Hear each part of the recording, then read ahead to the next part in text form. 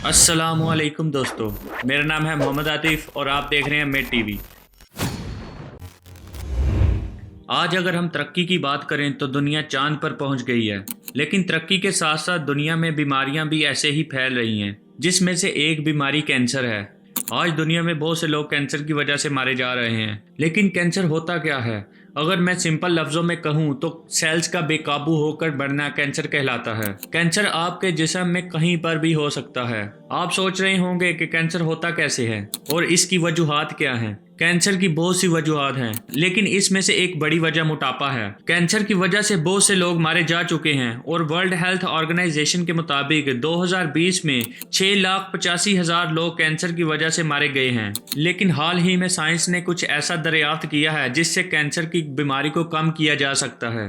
Science ने दरियाफ्त किया है कि जब कोई बालिग इंसान एक तरतीब से रोजे रखता है तो कैंसर की शरह कम हो जाती है। आप लोग इस बालिग लफ्ज़ को याद रखिएगा, क्योंकि आगे इसकी एक बहुत बड़ी वजह आपको बताने वाला हूँ। लेकिन अगर मैं कहूँ कि ये बात तो 1400 साल पहले ही मुसलमानों को अल्लाह ताला ने बता दी है, तो आपको कैसा लगेगा? चलिए मैं आप लोगों को सबूत देता हूँ। अल्लाह ताला ने मुसलमानों को एक माह रमज़ान दिया है जिसमें मुसलमान भूखा रहते हैं। साल के 11 महीने मुसलमान खाते पीते हैं, जो खाना चाहें वो खा सकते हैं, लेकिन एक महीना सिर्फ रोजे रखते हैं और एक तरतीब से रखते हैं, और रोजे सिर्फ बालिग इंसान पर फर्ज हैं। चलिए मैं आपको एक आयत का तर्जमा सुनाता हूँ। सूरह बकरा आयत नंबर 184 में अल्लाह ताला फरमाते हैं, गिनती के चंद रोज हैं, जो शख्स तुम में से बीमार हो या सफर में हो तो दूसरे दिनों में रोज़ों का शुमार पूरा कर ले, यानी कि आप लोग छोड़ नहीं सकते रोज़े। और जो लोग रोज़े रखने की ताकत रखें लेकिन रखें नहीं, और रोज़े के बदले मोहताज को खाना खिला दें, यानी कि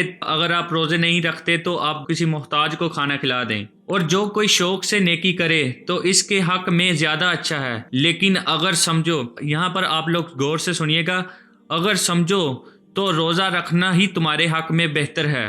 अगर आप लोग इस लाइन को गौर से सुने तो आप लोग को समझ आ जाएगा कि अल्लाह ताला हमें पहले ही कुरान पाक में ये बात बता चुके हैं। और अगर समझो तो रोज़ा रखना ही तुम्हारे हक में बेहतर है, तो इससे साबित होता है कि अल्लाह ताला हमारे हक में पहले ही बता चुके हैं कि रोज़ा रखना हमारे हक में बेहतर है, यानी कि कैंसर जैसी बीमारियों से हमें महफूज रखता है रोज़ा।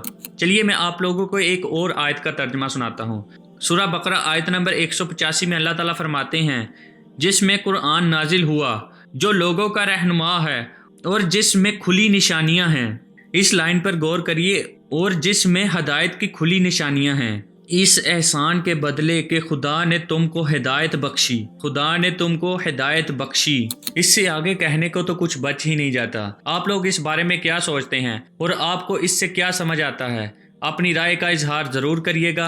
अगर आपको ये वीडियो अच्छी लगी हो तो इसे लाइक और शेयर कर दीजिएगा। अगर आप इस चैनल पे नए हैं तो सब्सक्राइब कर लीजिएगा। अल्लाह हाफिज़।